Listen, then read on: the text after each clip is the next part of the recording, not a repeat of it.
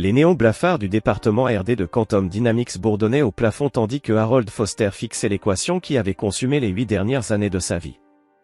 À 42 ans, ses cheveux autrefois d'un noir de jais étaient désormais grisonnants sur les tempes. Pourtant, ses yeux bleus perçants conservaient cette intensité redoutable qui lui avait valu le surnom de « le résolveur » parmi ses collègues. « C'est magnifique », murmura Damon Reed, son ami de longue date et partenaire de laboratoire. Le conseil d'administration n'aura pas d'autre choix que d'approuver un financement supplémentaire. Harold hocha la tête, esquissant un sourire rare, discret mais sincère. Ce qui avait commencé comme un simple algorithme théorique destiné à optimiser la distribution d'énergie en informatique quantique s'était transformé en quelque chose de beaucoup plus grand. Un cadre mathématique révolutionnaire, capable de métamorphoser le traitement de l'intelligence artificielle tout en réduisant la consommation énergétique de près de 70%. Espérons que Maxwell le comprenne ainsi, répondit Harold, faisant référence à Maxwell Bennett, le PDG capricieux de la société, de plus en plus sceptique à l'égard de la division de Harold. La grande revue trimestrielle était prévue pour le lendemain. Alors qu'Harold rangeait ses notes, son téléphone vibra, un message de sa femme, Vanessa. « Tu travailles encore tard ? Ne te dérange pas pour dîner avec Beth. Il y a des restes dans le frigo. » Harold soupira longuement avant de glisser son téléphone dans sa poche. Après 15 ans de mariage, la communication avec Vanessa s'était réduite à de simples textos, froids, impersonnels. L'étudiante en art passionnée dont il était tombé amoureux à l'université s'était peu à peu transformée en une étrangère, une femme obnubilée par le statut, les apparences, et les signes extérieurs de réussite. « Comment ça va avec Vanessa ?» demanda Damon, lisant l'expression sur le visage de son ami. « Comme d'habitude » répondit Harold avec un haussement d'épaule. « Elle changera d'avis une fois que le projet sera validé. Elle est juste frustrée à cause des heures que je passe au labo. » Mais ce qu'il ne disait pas, c'était l'abîme croissant entre eux. Comment le soutien initial de Vanessa s'était lentement mué en mépris à mesure que ses recherches théoriques tardaient à générer les retombées financières qu'elle espérait. Comment elle s'était peu à peu rapprochée des épouses de PDG, de banquiers, de gestionnaires de fonds. Comment elle appelait désormais ses travaux, ses petits problèmes de maths. En rentrant chez lui sous la pluie battante, à travers les rues lustrées de banlieue de Boston, Harold laissa son esprit dériver. Il imagina ce que l'approbation du conseil signifierait, reconnaissance, moyens, et peut-être, une chance de réparer un mariage en train de se fissurer.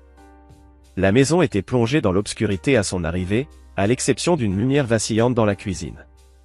Il réchauffa les pâtes laissées au réfrigérateur et mangea seul, accoudé au comptoir, tout en faisant défiler une dernière fois sa présentation. À 23h30, il entendit la clé tourner dans la serrure, suivi du claquement sec de talons chers sur le marbre du hall. « Tu es encore debout ?» constata Vanessa d'un ton légèrement pâteux. Ses cheveux blond miel étaient parfaitement coiffés, sa robe, visiblement neuve, épousait son corps mince avec élégance. « Grosse présentation demain » répondit Harold, notant qu'elle évitait soigneusement son regard. « C'était comment, le dîner avec Beth ?» Vanessa se contenta de retirer lentement ses bijoux. « Bien. Comme d'habitude. » Harold remarqua alors une trace de rouge à lèvres sur le col de sa robe. Une teinte qu'elle ne portait jamais. L'information fut enregistrée de manière presque mécanique dans son esprit, une variable de plus dans une équation qu'il n'était pas encore prêt à résoudre. « Je pense que le conseil va approuver mon projet demain » tenta-t-il. Maxwell a semblé impressionné par les résultats préliminaires. Vanessa s'arrêta un instant. Son expression s'adoucit, puis se referma aussitôt. « C'est ce que tu disais le trimestre dernier, Harold. Et celui d'avant. » Elle retira ses talons d'un geste sec. « Je vais me coucher. » Harold resta seul dans la cuisine. Ses pensées revinrent à l'équation qu'il avait résolue plus tôt. Chaque problème avait une solution, à condition de trouver les bonnes variables. Et y compris, son mariage était devenu une énigme qu'il avait évité de résoudre. Il sortit son téléphone et ouvrit une application qu'il avait installée des semaines auparavant, sans jamais l'activer. En quelques gestes, il la connecta au système de sécurité de la maison, et à plusieurs dispositifs discrets placés çà et là. Les données allaient désormais affluer vers un serveur sécurisé, accessible par lui seul. S'il avait raison, il n'allait pas tarder à disposer de toutes les variables nécessaires. Chapitre 2 : Constante et changement. Le silence était total dans la salle du conseil de Quantum Dynamics. Harold venait de terminer sa présentation. Le projecteur bourdonnait doucement, affichant sa dernière diapositive, une représentation élégante de l'algorithme qui avait absorbé près d'une décennie de sa vie. Maxwell Bennett se pencha en avant, les yeux gris acier insondables. À 63 ans, il avait transformé Quantum Dynamics d'une simple start-up en un titan technologique, grâce à un mélange de décisions visionnaires et de manœuvres impitoyables. Travail impressionnant, Foster, dit-il enfin. Mais le ton changea aussitôt. Malheureusement, nous orientons désormais l'entreprise dans une autre direction. Le sol sembla se dérober sous les pieds de Harold. Une autre direction? Le conseil a voté ce matin. Nous abandonnons la recherche théorique pour nous concentrer sur des applications commerciales plus immédiates. Maxwell évita soigneusement son regard. Votre division est dissoute. C'est absurde, protesta Harold, luttant pour garder son calme. Cet algorithme pourrait révolutionner. Votre contrat de travail prend fin dès aujourd'hui, trancha Maxwell en glissant un dossier vers lui. Indemnité de départ standard. La sécurité vous accompagnera pour vider votre bureau. Tout vacilla autour de Harold. 8 années de travail. Son équipe. Sa réputation. Vous ne pouvez pas me voler mes recherches, lâcha-t-il, la réalisation s'imposant peu à peu. Maxwell esquissa un sourire vide. Votre contrat est clair, Dr Foster. Toute propriété intellectuelle développée durant votre emploi appartient à Quantum Dynamics. Au moment où les gardes de sécurité entraient, Harold aperçut Brendan Lloyd, l'étoile montante de la société dans l'IA appliquée, dans un coin de la pièce. Il souriait. Tout s'éclaira dans l'esprit de Harold, l'intérêt soudain de Brendan pour son travail, les accès non expliqués à son serveur sécurisé, le revirement brutal de Maxwell. Vous commettez une erreur, dit Harold d'une voix posée, tandis qu'on le menait vers la sortie. Maxwell haussa les épaules. Les affaires, Harold, ce n'est pas de la théorie. C'est du concret. 3 heures plus tard, Harold était toujours garé sur le parking de l'entreprise, une boîte en carton remplie de ses effets personnels sur le siège passager. Son téléphone vibra. Un message de Damon. Ils m'ont viré aussi. Toute l'équipe. Qu'est-ce qui se passe? Avant qu'Harold ne réponde, un autre message s'afficha. Cette fois, c'était le système de sécurité de la maison. Mouvement détecté dans la chambre principale, 14h17. Sur un coup de tête, Harold ouvrit le flux en direct. L'image le pétrifia. Vanessa. Dans leur lit. Avec un homme qu'il reconnut immédiatement. Brendan Lloyd. Les mains crispées sur le volant, Harold sentit la trahison se figer dans son esprit. Son travail volé. Son mariage une illusion. 15 années méthodiquement démantelées. Mais au cœur de cette colère qui montait, une étrange sérénité s'installa. Le mathématicien en lui comprit enfin, il disposait maintenant de toutes les variables de l'équation. Et chaque équation, aussi complexe soit-elle, pouvait être résolue avec la bonne approche. Harold mit le moteur en marche, mais ne prit pas la route de la maison. Au lieu de cela, il se dirigea vers un petit cabinet de conseil en brevet à Cambridge, où exerçait un ancien camarade d'université. Harold avait toujours fait preuve d'une rigueur extrême dans sa méthodologie de recherche. Il avait soigneusement consigné chaque étape de son processus dans des carnets détaillés, qu'il gardait précieusement en sa possession personnelle. Plus important encore, ses principales avancées avaient été réalisées depuis chez lui, sur son propre matériel, pendant ses week-ends non rémunérés. Un travail qui, techniquement, n'était pas couvert par son contrat d'employé, du moins, pour ceux qui prenaient la peine de lire les petites lignes. Théodore, lança Harold dès que son ami décrocha. Il faut que je dépose un brevet provisoire immédiatement. Et j'ai besoin d'une discrétion absolue. Ce soir-là, Harold rentra chez lui à l'heure habituelle. Les documents initiaux du dépôt de brevet étaient désormais entre de bonnes mains. Il trouva Vanessa dans la cuisine, absorbée par son téléphone. « Tu es en retard », remarqua-t-elle sans lever les yeux de l'écran. « Journée difficile », répondit Harold d'un ton égal. « Réduction budgétaire. Il est possible que mes heures soient diminuées. » Vanessa leva les yeux, une étincelle d'agacement dans le regard. « Sérieusement? Après toutes ces heures supplémentaires que tu as faites ?» Harold haussa les épaules. « Certains projets sont annulés. C'est le business. » « C'est exactement ce que je redoutais, » répliqua Vanessa, sèchement. « Toutes ces années perdues à bosser sur des théories qui ne paient même pas les factures. Harold nota qu'elle ne lui demanda pas ce qu'il ressentait. Aucun mot de réconfort. Rien.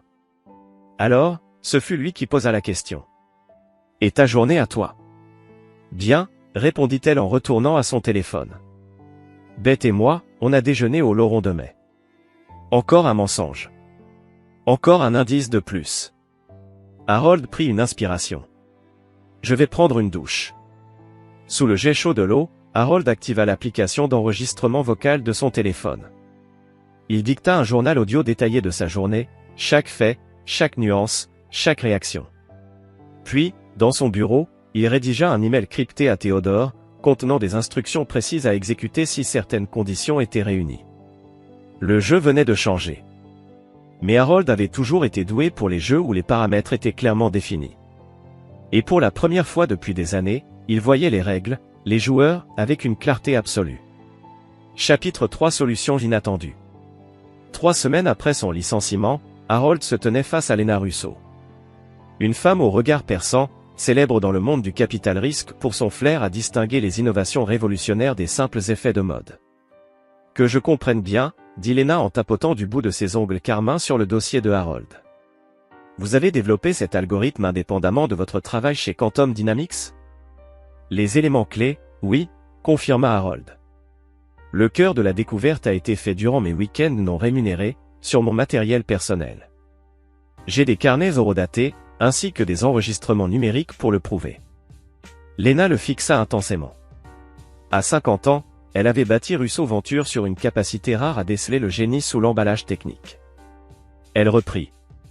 Ils ont quand même déposé des brevets préliminaires sur un système lié ? Oui, reconnut Harold. Mais leur implémentation est fondamentalement erronée sans les composants clés que j'ai développés seul.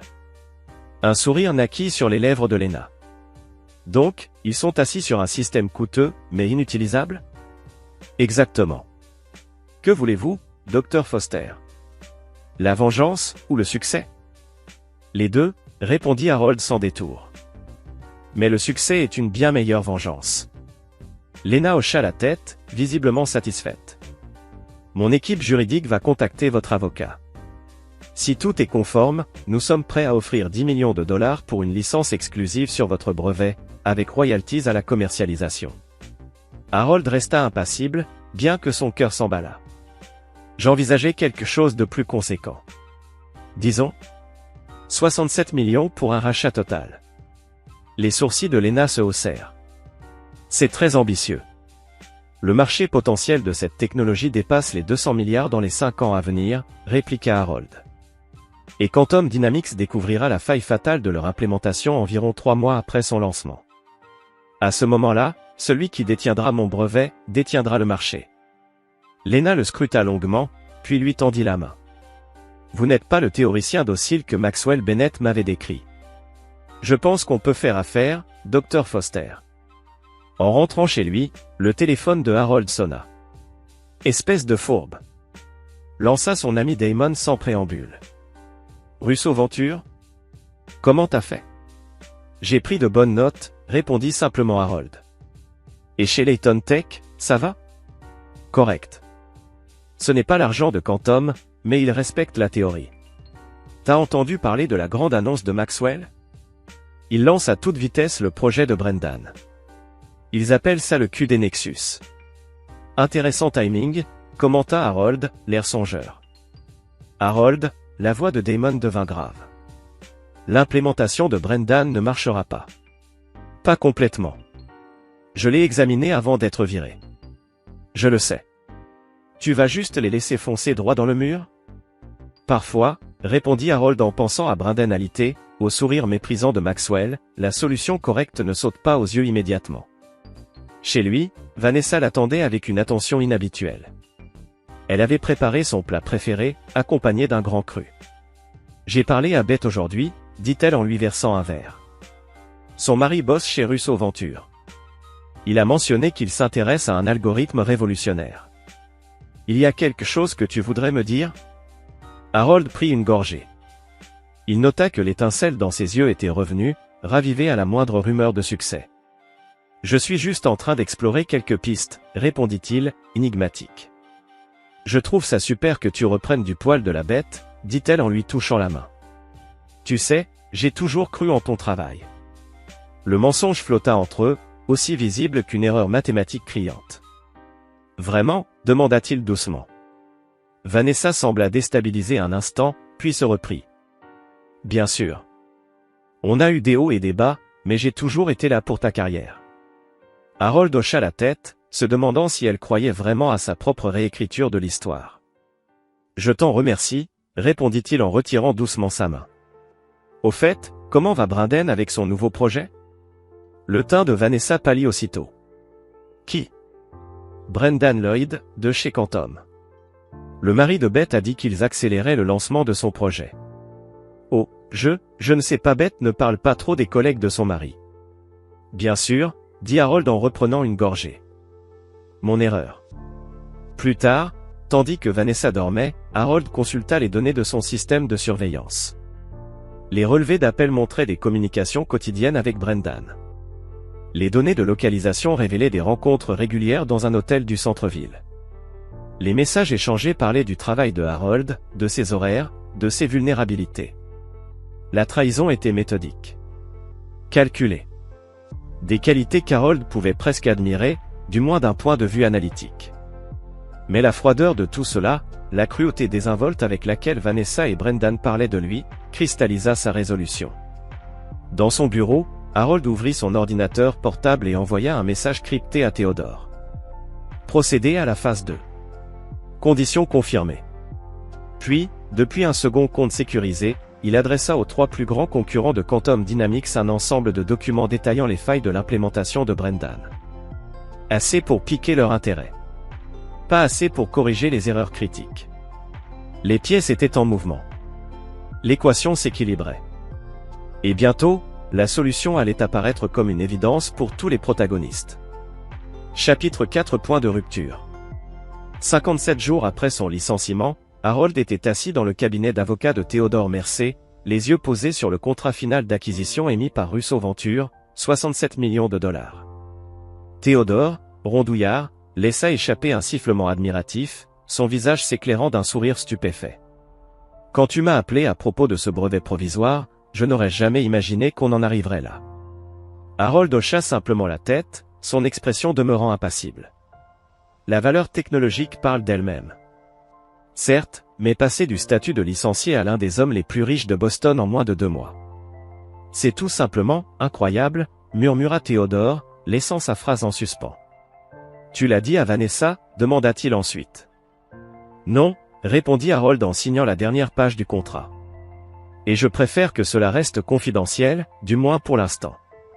Le visage de Theodore se durcit aussitôt. Harold. Tu sais que le Massachusetts est un État à répartition équitable. Si tu envisages ce que je pense, le moment et la manière dont tu dévoiles tout cela seront cruciaux. Je suis parfaitement au courant, répondit Harold. C'est pour cela que j'ai tout documenté avec une précision extrême. Comme pour ponctuer ces mots, le téléphone de Harold vibra. Une alerte d'actualité. Quantum Dynamics annonce une avancée majeure, le QD Nexus va révolutionner le traitement de l'intelligence artificielle. Theodore jeta un coup d'œil au titre. C'est basé sur tes travaux, non? En partie, admit Harold. Mais la version qu'ils ont est incomplète. Tu pourrais porter plainte. Ce serait prématuré, répliqua calmement Harold. Voyons d'abord comment réagit le marché. Et le marché réagit, avec une euphorie sans précédent. L'action de Quantum Dynamics bondit de 28% dès l'annonce. Les blogs technologiques encensèrent Brendan Lloyd, le présentant comme un visionnaire. Maxwell Bennett accorda des interviews, prédisant que QD Nexus capterait 70% du marché de l'IA d'entreprise en moins de 2 ans. Pendant ce temps, Harold resta silencieux. Il observait, à distance. Et il remarqua rapidement un changement brutal dans le comportement de Vanessa. Ses longues soirées passées avec Beth se firent plus rares. Elle commença à s'intéresser de nouveau à Harold, lui posait des questions sur ses recherches d'emploi, ses entretiens, ses projets à long terme. Les caméras du système de surveillance enregistrèrent plusieurs appels affolés à Brendan, qui la rassura, Harold ne soupçonnait rien. En surface, Harold jouait son rôle à la perfection, celui du professeur au chômage, tentant de survivre grâce à quelques contrats de consultance, postulant à des postes universitaires. Il entretenait l'illusion d'une situation financière de plus en plus critique. « On va peut-être devoir réduire notre train de vie », dit-il un soir, l'air pensif, en dînant avec elle. « L'hypothèque devient difficile à couvrir avec mes revenus irréguliers. » Le sourire de Vanessa se figea un instant. « Je suis sûr que quelque chose finira par se débloquer. »« Avec mon parcours ?» lança-t-il d'un ton neutre. « Je me suis fait virer pour avoir poursuivi des recherches théoriques sans potentiel commercial. » C'est pas vraiment une référence vendeuse. Vanessa posa sa fourchette et le regarda. « Il faut être pragmatique. J'ai pensé à reprendre un travail moi-même. »« Ce serait sûrement une bonne idée, » répondit Harold. « Ton diplôme d'art pourrait t'ouvrir bien des portes. » Le regard qu'elle lui lança mêlait surprise et calcul. Elle ne s'attendait pas à son soutien. Peut-être anticipait-elle un refus dicté par l'ego, une opposition dont elle aurait pu se servir pour justifier la suite. 2 jours plus tard, alors qu'il était supposé passer un entretien d'embauche, Harold était en réalité assis dans un café face à Naomi Wright, détective privée et ancienne spécialiste en cybersécurité reconvertie dans l'investigation. « Tout est documenté », confirma Naomi en lui glissant une clé USB. L'affaire a commencé il y a environ 6 mois, peu après la promotion de Lloyd chez Quantum Dynamics. Les échanges montrent une stratégie coordonnée pour accéder à tes recherches et en tirer profit. Quant à l'aspect financier, Naomi hocha la tête. Tu avais raison. Il y a des dépôts suspects vers un compte offshore au nom de ta femme. Et leur timing coïncide avec la transmission de données clés à Lloyd, puis à Bennett. Harold écouta, stoïque. Tout cela, il l'avait déjà déduit. Mais cette fois, il avait les preuves. Merci pour ta rigueur, dit-il. Il y a autre chose, ajouta Naomi. D'après ces derniers échanges, ta femme se prépare à demander le divorce. Elle a consulté un certain Preston Walsh, un avocat réputé pour ses méthodes agressives, surtout dans les divorces à hauts enjeux. Harold esquissa un sourire discret. Parfait. Le moment est idéal. Ce soir-là, en rentrant chez lui, Harold trouva Vanessa inhabituellement attentionnée. Elle avait préparé un dîner raffiné, porté une robe qu'il n'avait pas vue depuis des années. « J'ai pensé qu'on devrait passer une belle soirée ensemble », dit-elle en versant le vin avec élégance. Ces derniers temps, on est tous les deux tendus. Elle évita soigneusement tout sujet lié à l'argent ou à l'emploi de Harold. Après le repas, elle proposa un film à son choix et s'installa tout près de lui, sa main effleurant sa cuisse avec une aisance presque chorégraphiée. La mise en scène était d'une transparence presque artistique. Harold comprit immédiatement, elle voulait créer l'apparence d'un couple uni, contrer toute accusation future d'abandon ou d'hostilité. Il joua le jeu, accepta son affection soudaine sans broncher.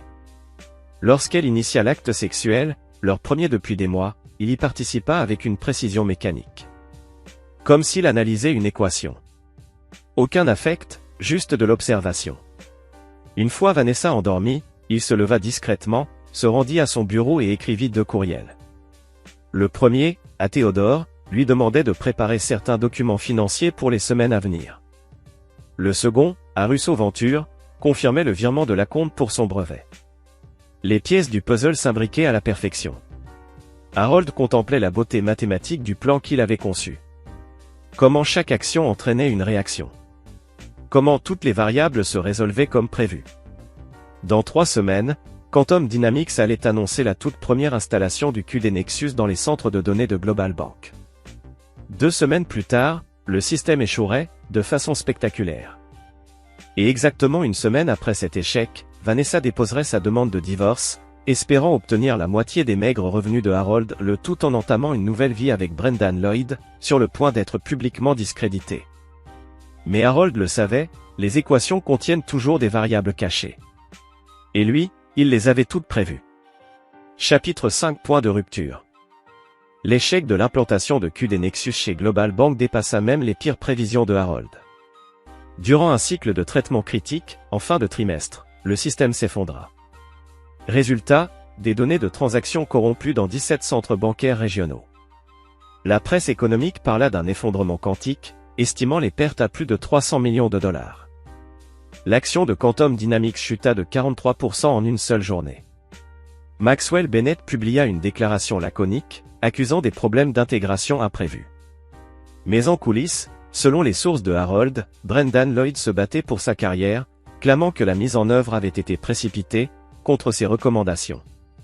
Harold, de son côté, observait tout cela avec un détachement glacial. Il ne fit aucun commentaire public, même lorsque d'anciens collègues le contactèrent pour obtenir son avis. Pour le Monde, il n'était qu'un théoricien licencié, survivant grâce à quelques missions de conseil, tandis que ses rivaux soi-disant plus pragmatiques s'effondraient. Chez lui, la comédie continuait.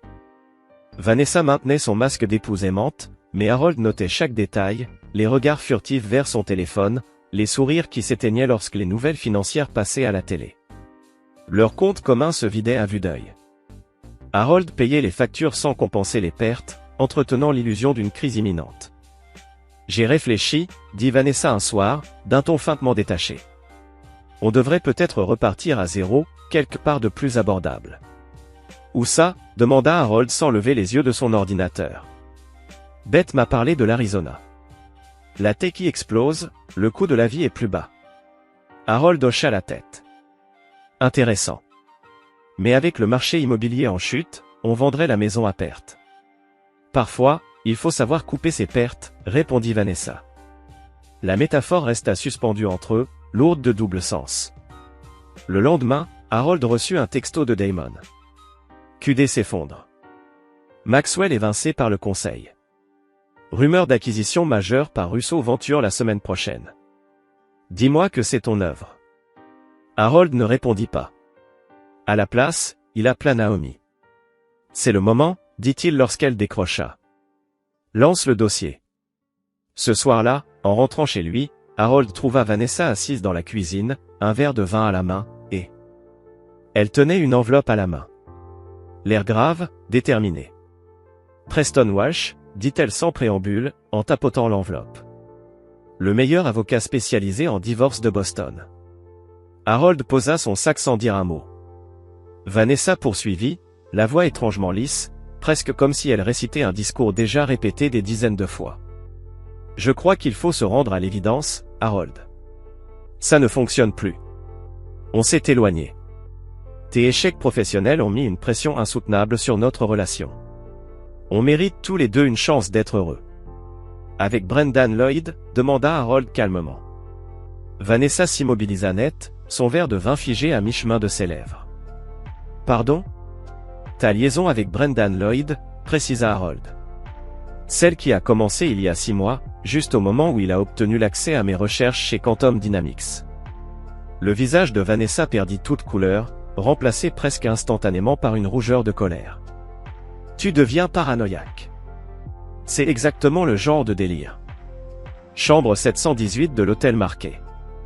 Tous les mardis et jeudis à 14h18, l'interrompit Harold, toujours aussi calme. Le compte offshore au Caïman qui reçoit des paiements après chaque fuite majeure de données de mon département. Les messages échangés où vous discutez de la façon de m'écarter une fois que Brendan serait devenu riche grâce à mon algorithme. L'expression de Vanessa passa de la stupeur à un calcul froid. Tu m'espionnes. C'est illégal. Preston Walsh recevra bientôt un dossier complet détaillant ta conspiration avec Brendan et Maxwell pour voler ma propriété intellectuelle, continua Harold sans se troubler. Et ce dossier sera aussi transmis au département de l'espionnage industriel du FBI, ainsi qu'à la SEC. Pour la première fois, le doute passa dans les yeux de Vanessa. Tu bluffes.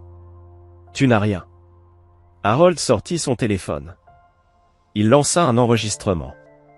Les voix de Vanessa et Brendan, parlant de ses recherches, riant en planifiant l'accès à son serveur sécurisé, moquant son aveuglement. La main de Vanessa trembla. Le vin se renversa sur l'enveloppe. « Que veux-tu » ? Un divorce à l'amiable, répondit Harold simplement. Tu gardes tes effets personnels et l'argent du compte offshore que Brendan a ouvert pour toi. Environ 240 000 $, je crois. Moi, je conserve tout le reste. C'est absurde, rétorqua Vanessa. Le Massachusetts applique une répartition équitable. J'ai droit à la moitié. Ce serait environ 42 000 $ par an de mes revenus de consultant, admit Harold. Nettement moins que ce que tu as déjà reçu de Brendan. Je pensais que tu considérerais cela comme un échange raisonnable pour éviter des poursuites fédérales. La juriste en elle, cette même juriste qui avait abandonné la faculté de droit un an après avoir rencontré Harold, refit surface. Tu me fais du chantage. C'est de la coercition. C'est une offre d'ordre professionnel, rectifia Harold. Semblable à celle que tu as conclue avec Brendan, mais avec des termes plus clairs. Vanessa le fixa. Quelque chose avait changé. Ce n'était plus le professeur distrait et prévisible qu'elle avait épousé. C'était un homme stratégique, méthodique, inconnu. J'ai besoin de temps pour réfléchir. Bien sûr, acquiesça Harold. Jusqu'à demain matin. Après ça, le dossier part aux autorités. Cette nuit-là, Harold dormit dans la chambre d'Amy. Son téléphone était configuré pour l'alerter à la moindre activité suspecte. À 2h17, il vibra. Vanessa avait passé un appel à Brendan. 23 minutes. À 3h05, elle envoya un mail à Preston Walsh. Objet, annulation du rendez-vous. Vanessa entra, le visage figé dans un calme de façade. J'accepte tes conditions. Elles seront officialisées légalement, répondit Harold en versant du café. Théodore Mercier te contactera aujourd'hui pour la paperasse. Tu auras toute la représentation juridique nécessaire. Tu avais tout planifié, constata Vanessa, presque admirative. J'ai résolu une équation, répondit Harold. Les variables m'ont été fournies par toi et tes associés. Les nouvelles tombèrent. Russo Venture annonce un algorithme révolutionnaire d'intelligence artificielle. Leur brevet précède celui de Quantum Dynamics. Les marchés réagirent aussitôt. Les blogs technologiques, autrefois louangeurs envers Brendan Lloyd, mirent en doute son originalité. Les analystes financiers rétrogradèrent Quantum Dynamics. Et soudain, le nom de Harold Foster commença à émerger dans la presse spécialisée, salué comme le génie oublié derrière la véritable percée. Théodore confirma que Vanessa avait signé l'accord préliminaire sans protester. Elle a seulement posé une question, es-tu impliqué avec Russo Venture? Et tu lui as répondu? Que je n'étais pas autorisé à discuter de tes affaires. Parfait, répondit Harold. Quel est le délai pour la finalisation? Vu que c'est à l'amiable, on peut accélérer, 3 semaines, peut-être moins. Excellent. Et les divulgations financières? On devra déclarer le paiement de Russo Venture avant la signature finale. C'est inévitable légalement. Je compte dessus, répondit Harold.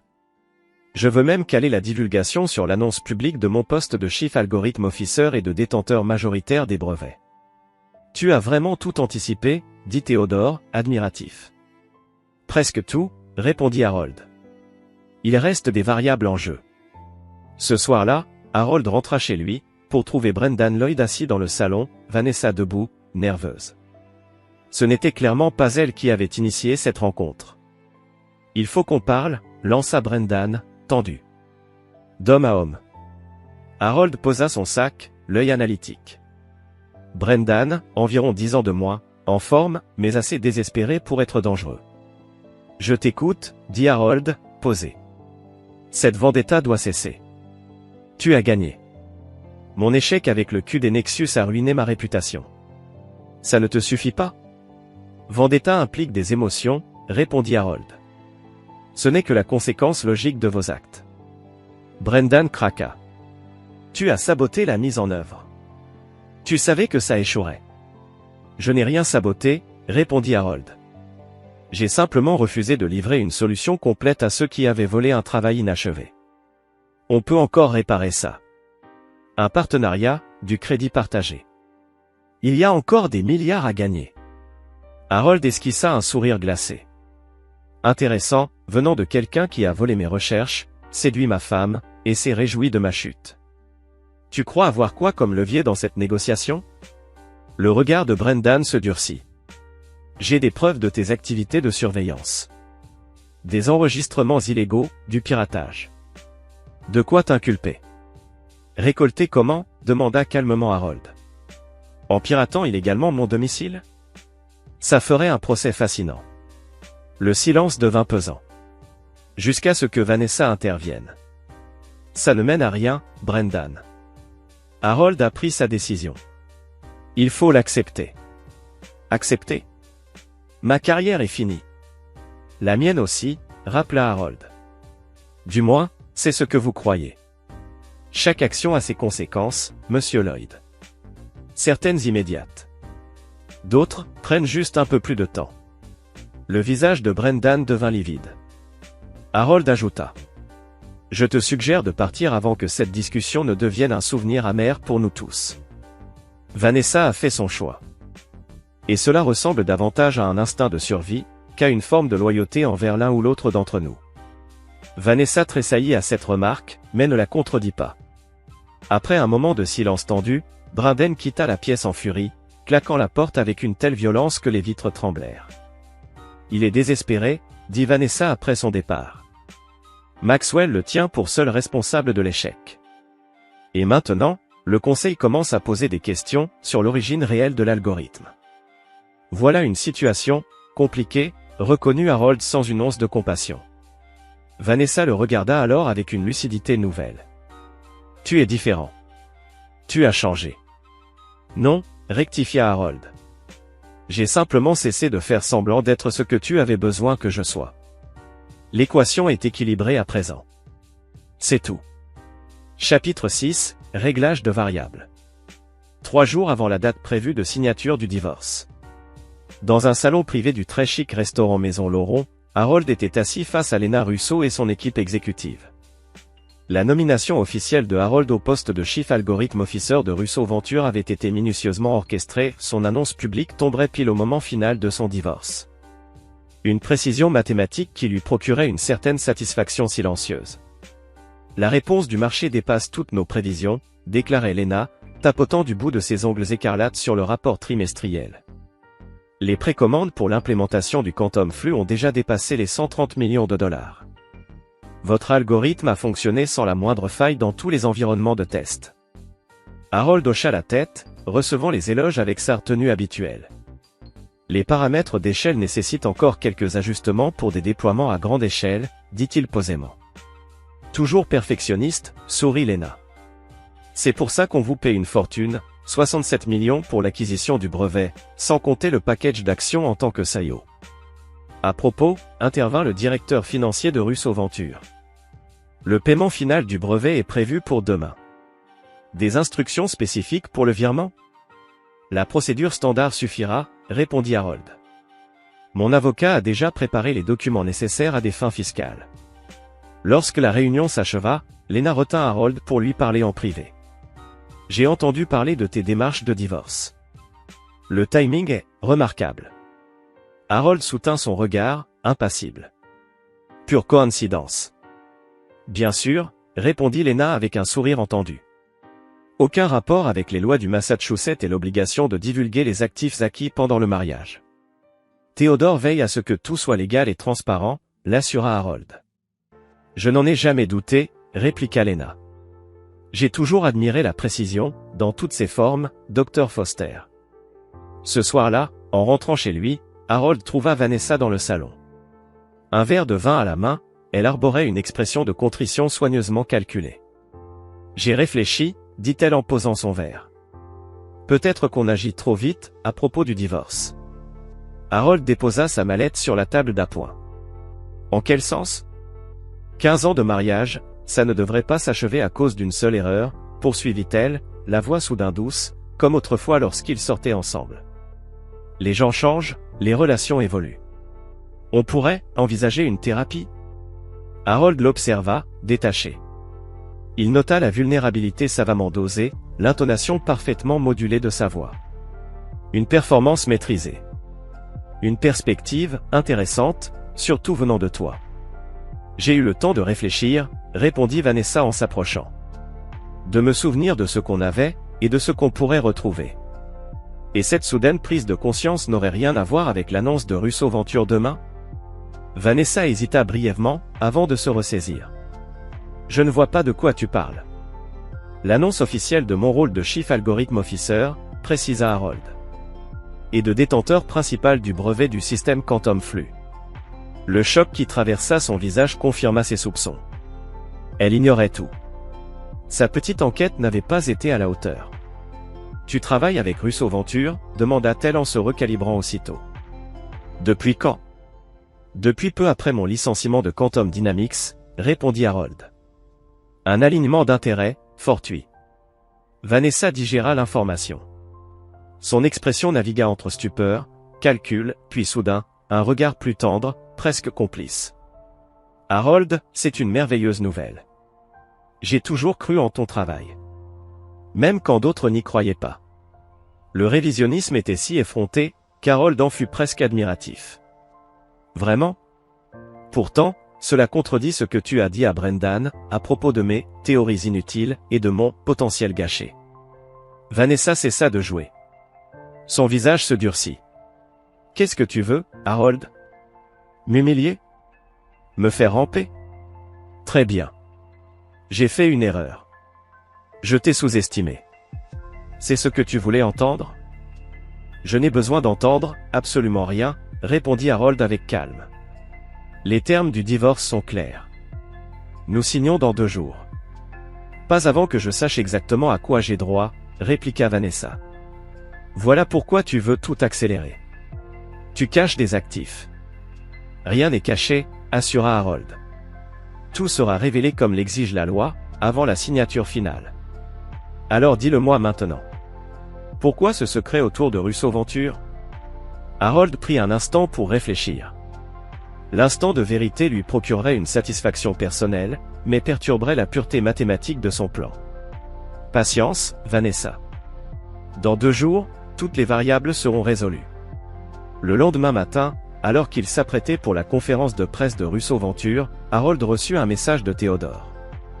Urgent, Preston Walsh a déposé une requête en injonction d'urgence contre la procédure de divorce. Audience fixée à 14 heures. Il prétend détenir de nouvelles preuves concernant des actifs dissimulés. Harold avait anticipé cette possibilité. Elle figurait dans ses projections, avec une probabilité de 17%. Il répondit simplement. Procédez comme prévu. Aucun ajustement nécessaire. La conférence de presse fut un franc succès. Lena Russo présenta Harold comme le mathématicien visionnaire à l'origine de Quantum Flux, annonçant son double rôle de détenteur de brevets et de chef de l'algorithme. Les journalistes technologiques, qui l'avaient ignoré pendant des années, se pressaient désormais pour obtenir des citations, des analyses, des interviews exclusives. Dr Foster, quel effet cela vous fait-il de voir votre travail théorique enfin validé, après avoir été écarté par Quantum Dynamics? Les mathématiques n'ont pas besoin d'être validées, répondit-il sobrement. Elles sont. Leur application se suffit à elle-même. Et votre réaction face aux allégations de Quantum Dynamics, selon lesquelles certains éléments de Quantum Flux enfreignent leur propriété intellectuelle? Ces accusations seront traitées par les voies légales appropriées, répondit Harold. Mais je précise que mes dépôts de brevets sont antérieurs de plusieurs semaines à leur implémentation. À la fin de la conférence, Harold consulta sa montre. 13h30. Il aurait le temps d'arriver au tribunal pour l'audience d'urgence. Theodore l'attendait à l'entrée, visiblement inquiet, mais aussi impressionné. Walsh a obtenu des documents de Russo Venture, l'informa-t-il. Il affirme que tu as sciemment dissimulé ton implication lors des discussions préliminaires de divorce. A-t-il obtenu les bons documents? Seulement les contrats initiaux, confirma Theodore.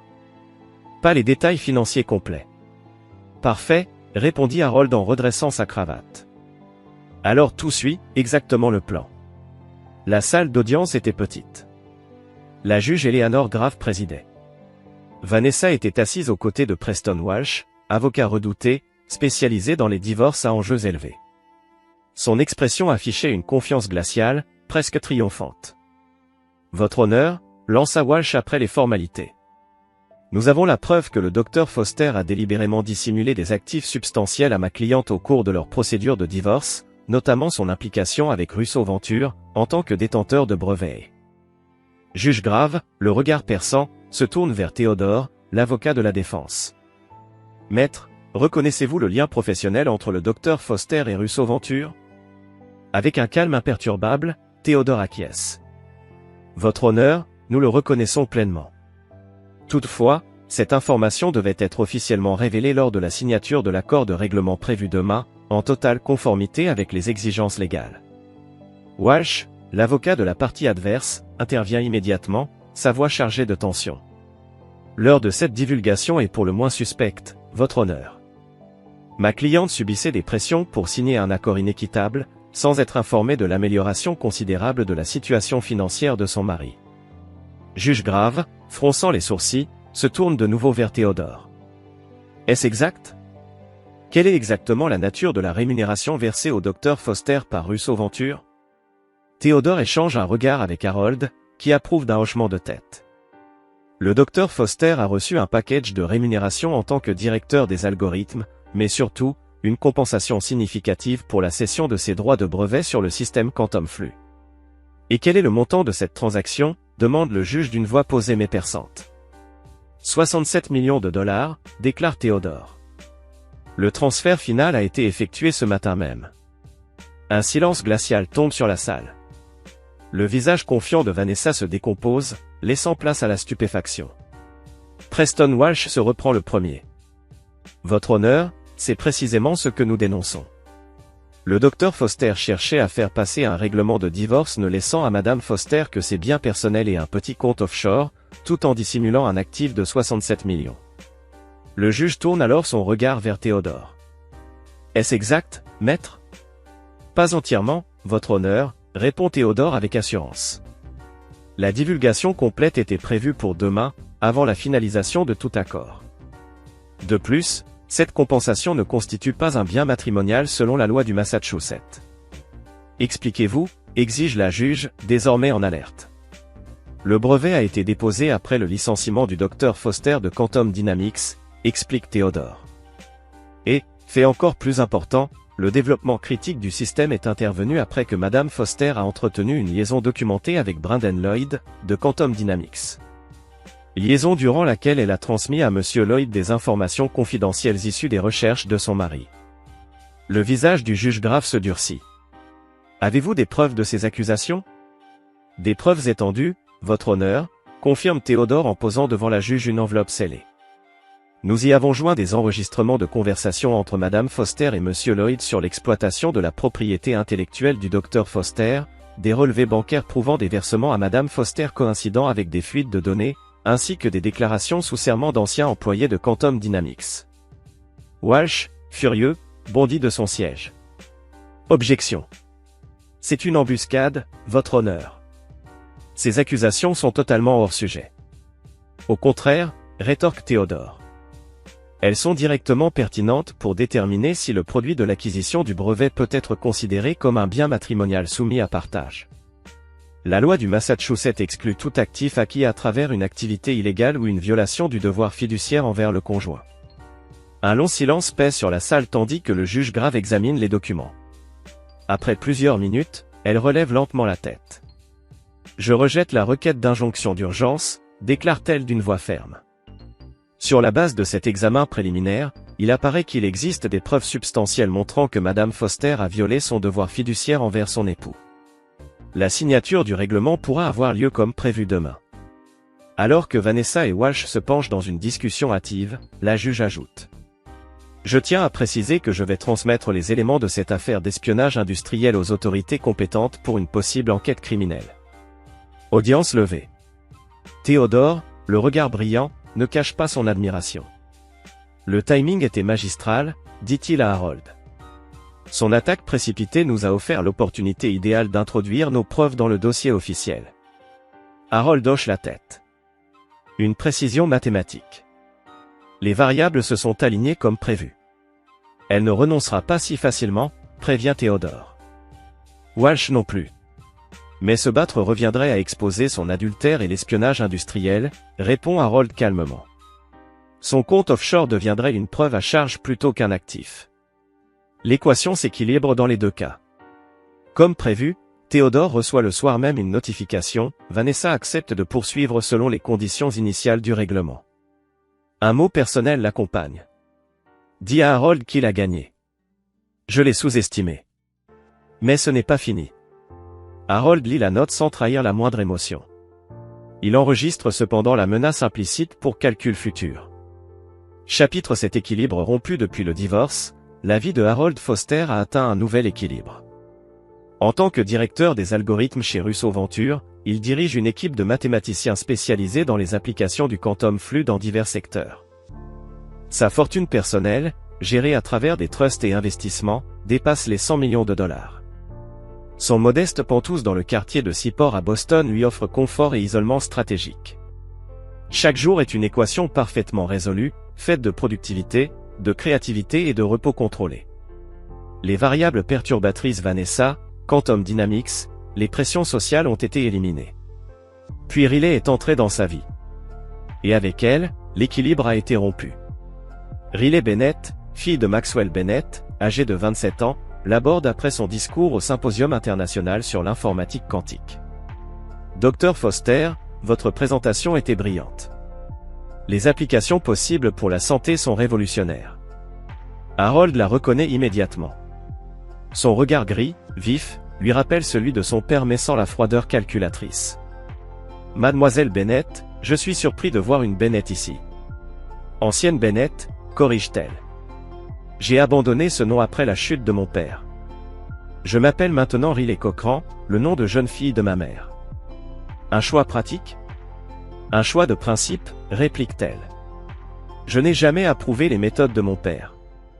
Quand la vérité sur la manière dont il a traité vos recherches est sortie, j'ai immédiatement quitté le service juridique de Quantum Dynamics. Harold se souvient vaguement d'elle, aperçue dans des dossiers durant sa surveillance de la société. Une variable mal analysée. Que puis-je pour vous, mademoiselle Cochran? J'ai des informations, dit-elle simplement. Sur votre ex-femme et Brendan Lloyd. Des informations qui pourraient vous intéresser. Harold tente de masquer son trouble. Je suis passé à autre chose. Êtes-vous sûr? Répond Riley avec un regard qui semble tout comprendre. Eux, en revanche, ne sont pas passés à autre chose.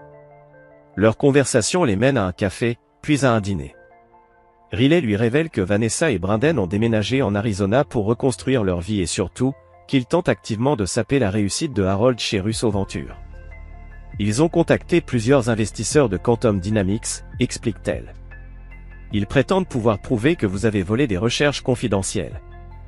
Ils cherchent à monter un dossier pour un procès civil. Leurs preuves seraient irrecevables, réplique Harold, imperturbable. Et contre-productive. Le désespoir rend les gens irrationnels, observe Riley. C'est une chose que mon père m'a bien apprise. Harold l'observe, intrigué, franchise, précision, intelligence claire. Pourquoi me dire tout cela, mademoiselle Cochran? Quel est votre intérêt? Au départ, une simple curiosité professionnelle, admet-elle. Votre démantèlement mathématique de Quantum Dynamics m'a impressionné. Mais en étudiant l'affaire de plus près, j'ai reconnu quelque chose. Quoi donc? Demande Harold. Un survivant, répond-elle doucement. Quelqu'un qui a refusé de se laisser définir par la trahison des autres. Et les relations. Elle les avait vues se désagréger, impuissante, en observant sa mère s'effondrer sous la manipulation psychologique de son père. Mais aujourd'hui, elle n'était plus cette petite fille spectatrice. Elle s'était libérée en construisant sa propre carrière, dans un domaine aussi précis qu'implacable, le droit des technologies. Ce soir-là, Harold se retrouva à devoir recalibrer ses équations mentales. Un nouveau facteur venait d'apparaître dans son champ de vision. Riley Cochran. Elle ne correspondait ni à la catégorie des adversaires, ni à celle des partenaires romantiques de type de profil qu'il avait appris à exclure de ses équations professionnelles. Non, elle représentait autre chose. Une possibilité inattendue, une alliée potentielle, dotée de compétences et de motivations complémentaires aux siennes. Je dois vous avertir, dit Harold au moment de se séparer d'elle. Être associé à moi implique certaines complications. Riley esquissa un sourire. Je suis spécialiste des complications, Dr Foster. Surtout quand elles concernent la propriété intellectuelle et l'éthique des entreprises. 2 semaines plus tard, Riley rejoignait Russo Venture comme conseillère spéciale pour la propriété intellectuelle, rendant compte directement à Lena Russo. Sa première mission, renforcer la protection des brevets de l'entreprise face aux éventuelles attaques de Quantum Dynamics ou de ses intermédiaires. La relation professionnelle entre Harold et Riley resta strictement collégiale. Ils partageaient parfois un repas pour discuter stratégie. Harold appréciait sa capacité d'analyse juridique, mais aussi la stimulation intellectuelle que sa compagnie lui procurait un facteur nouveau dans son système, une variable qui améliorait ses équations plutôt que de les perturber. Mais cet équilibre fragile vola en éclats à cause d'un simple appel téléphonique. Dr Foster, annonça la voix de Naomi avec une urgence inhabituelle. Nous avons un problème. Le système de surveillance d'Harold venait de détecter un accès non autorisé à son réseau domestique. Harold fronça les sourcils. Quelle est la source? C'est justement ce qui est inquiétant, répondit Naomi. L'intrusion provient du réseau interne de Russo Venture. Quelqu'un de l'intérieur accède à vos données personnelles. Les implications explosèrent dans l'esprit d'Harold. Une faille dans sa sécurité pourtant méticuleusement conçue. Une menace interne. Un possible compromis de ses systèmes, à la fois personnels et professionnels. Tu peux isoler le point d'accès, demanda-t-il, déjà en train de recalculer les probabilités. Pas précisément, admit Naomi. Mais les horaires et les niveaux d'autorisation impliquent un membre de la suite exécutive. Harold affina immédiatement ses soupçons. Seules 5 personnes chez Russo Venture disposaient des autorisations nécessaires, Lena Russo elle-même, le directeur technologique, le chef de la sécurité, le directeur financier, et la plus récente arrivée, Riley Cochran. Une nouvelle équation se forma dans son esprit, contenant une variable inquiétante. La confiance n'avait jamais eu sa place dans ses calculs. Ces systèmes étaient conçus pour résister à l'égoïsme inévitable des acteurs humains. Mais le timing de cette intrusion suggérait une attaque ciblée. Déploie le protocole Delta, ordonna-t-il. Naomi lança une opération de désinformation contrôlée à travers tous les canaux potentiellement compromis. Des données falsifiées, subtilement modifiées, furent introduites dans ces systèmes. Chaque fichier était marqué de manière invisible, pour permettre de tracer leur fuite éventuelle. Moins de 48 heures plus tard, la stratégie porta ses fruits. Un des fichiers prétendant contenir une faille critique dans l'architecture de sécurité de Quantum Flux fut intercepté dans un message chiffré, envoyé depuis le compte professionnel de Riley Cochran vers un destinataire anonyme. Harold examina les preuves avec un détachement mathématique. 2 hypothèses dominaient, soit Riley collaborait avec Vanessa et Brendan, soit elle était manipulée par quelqu'un d'autre chez Russo Venture. L'éventuelle trahison personnelle ne comptait pas. Le risque pour Quantum Flux, lui, était bien réel. Plutôt que de confronter immédiatement Riley, Harold passa à l'étape suivante, une modification subtile de l'architecture Quantum Flux. Une vulnérabilité apparente, implantée volontairement, mais conçue pour déclencher un événement traçable en cas d'exploitation. Il attendit, surveillant chaque système avec une vigilance renforcée, planifiant des réponses pour tous les scénarios possibles. 3 jours plus tard, alors qu'Harold travaillait tard dans son bureau chez Russo Venture, Riley frappa à sa porte. « Il faut qu'on parle », dit-elle sans détour. « En privé », ajouta-t-elle. Harold lui désigna la chaise en face de lui. Riley s'assit, le visage fermé. « Quelqu'un essaie de saboter Quantum Flux. Ils m'ont contacté avec des documents affirmant des failles fondamentales dans l'architecture. » Le visage d'Harold resta impassible. « Et vous m'en parlez parce que... » « Parce que je pense que c'est un piège, » répondit-elle en posant une tablette sécurisée sur son bureau. La faille est trop parfaite. Elle sape la confiance des investisseurs, sans réellement affecter la performance du système. Harold examina les données les siennes, qu'il avait lui-même introduites. Qui vous a approché? Un contact anonyme. Mais les schémas de communication ressemblent à ceux de Brendan Lloyd. Je reconnais sa syntaxe, je l'ai vu lors de mes revues juridiques. Une nouvelle variable fit surface. Peut-être que Riley jouait un double jeu, elle révélait partiellement des infos pour jauger sa réaction tout en dissimulant son propre rôle. Quelle est votre proposition? Un piège, dit-elle simplement. On modifie le système pour qu'il semble vulnérable à l'endroit ciblé, mais on y intègre des protocoles de surveillance.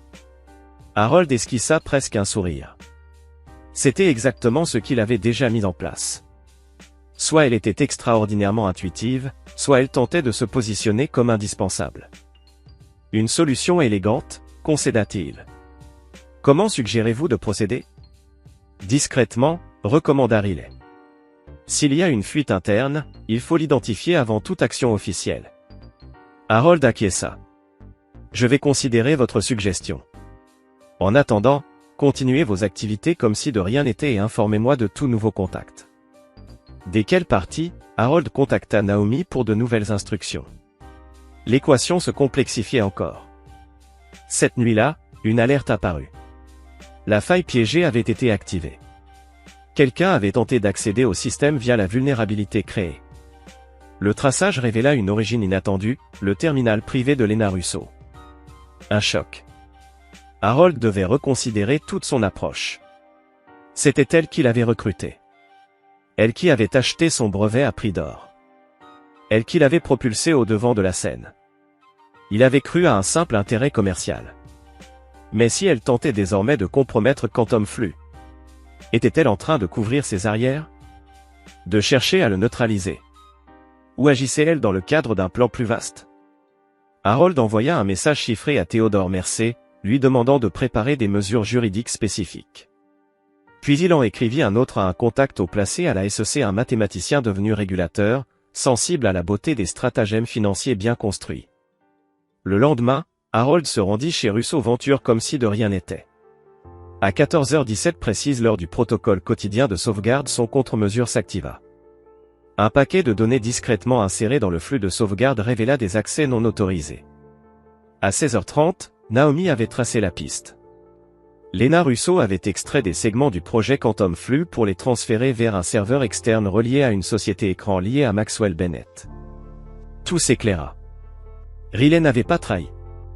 C'était Lena, avec Maxwell Bennett, qui avait orchestré tout cela. Dès le départ. Le rachat du brevet, l'embauche de Harold, l'annonce stratégique. Tout cela n'avait qu'un but, légitimer le projet et en siphonner la technologie pour leur propre entreprise parallèle.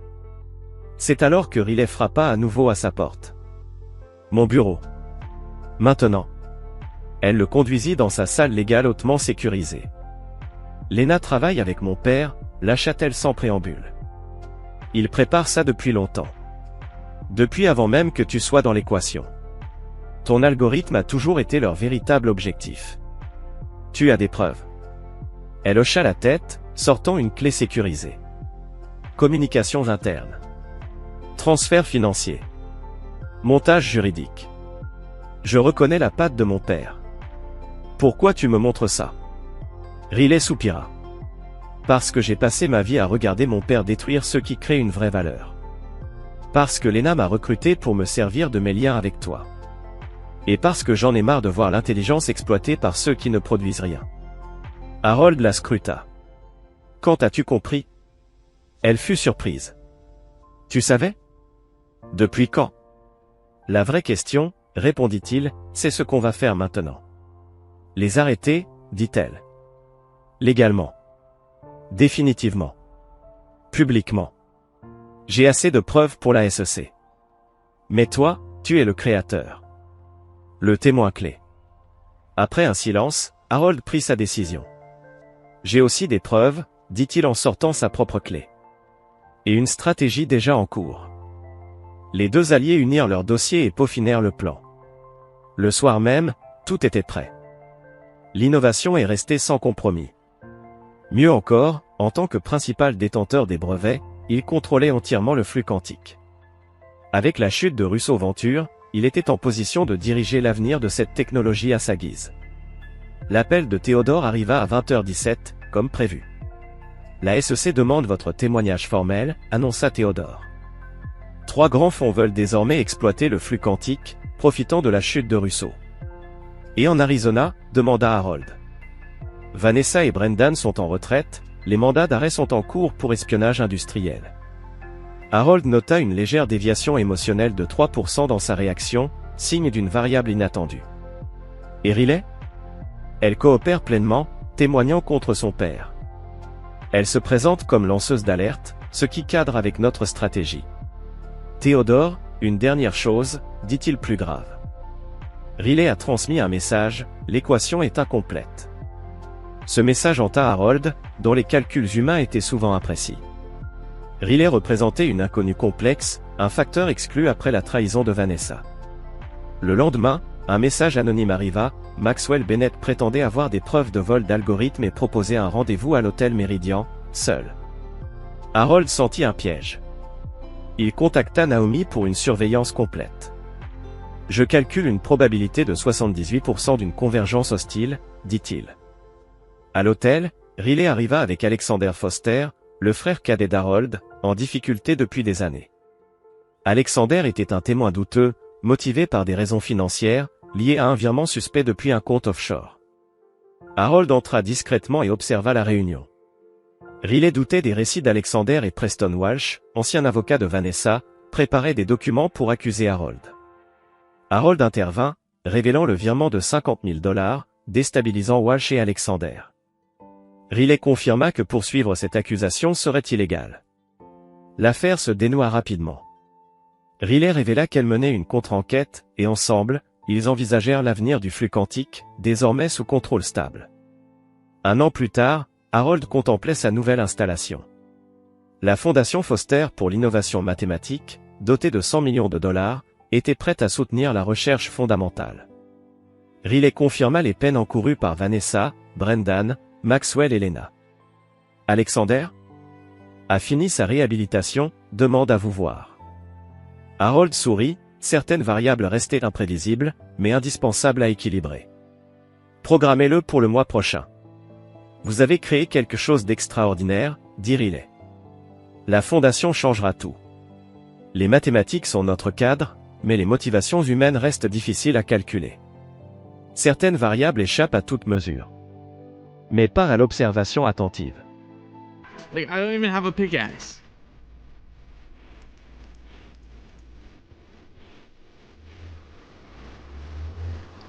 Oh, we're so fucking back. Oh, that was close. Oh my god. My everything is gone.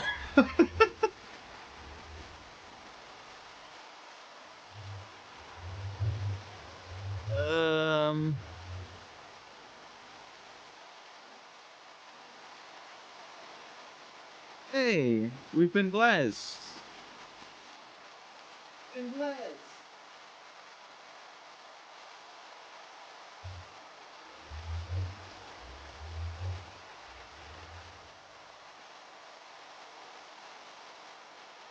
Ah, here we go again.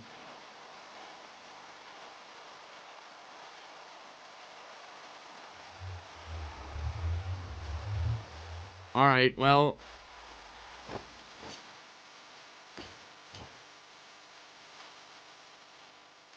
I guess we'll go see what this village has.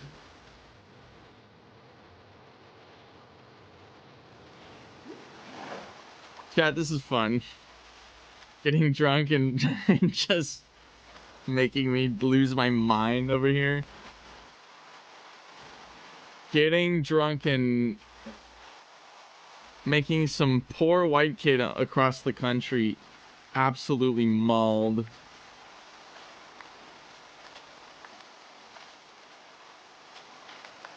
Use Cure as a bargaining chip.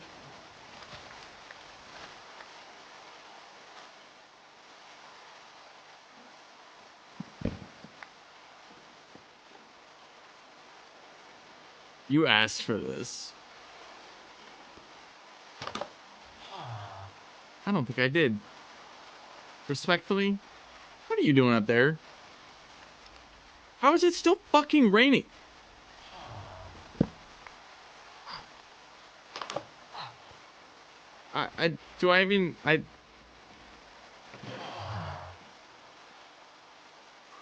All my gold is gone. All my diamonds are gone. My pick is gone. I'm annoyed, bro. I high-key want to spawn my shit back because that was not supposed to get deleted. I'm definitely gonna have to add a cooldown to clutter inventory. Apparently, it can just delete your entire inventory. Can't tell, I'm a little salty about that. Just a touch. I've gone too far.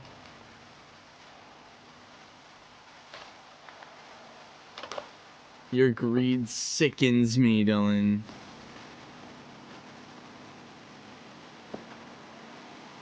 I'm actually kind of surprised I didn't die. Like the lightning bolt while I was sleeping. Summon Axolotl? Alright. Your sins have been absolved. Come on, Dylan, you're coming with me.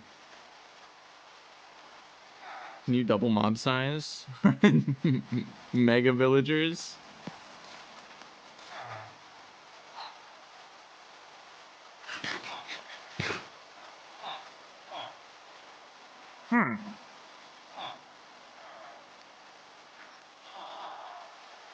Any good trades? Nope. Alright.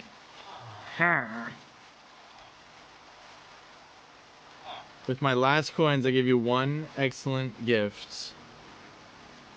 I think this is it, chat. Get your clips ready. Here we go. I'm ready. Well, actually, no, I'm not. All my plants are watered and put away. My craft is done. Now I get violently zooted and crochet. Okay. I am...